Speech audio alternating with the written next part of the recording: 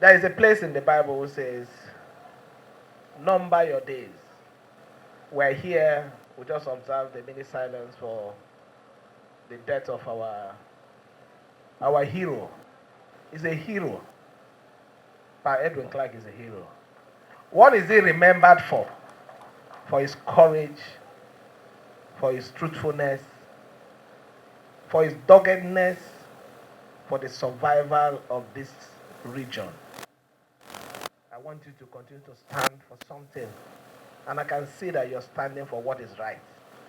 That is what history will remember you for. History will not remember anyone for any destructive thing.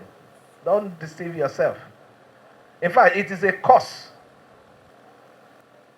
If it's a good name, the family good name. In fact, even if the family doesn't have anything, you are the one that will say, but you told me there is so person.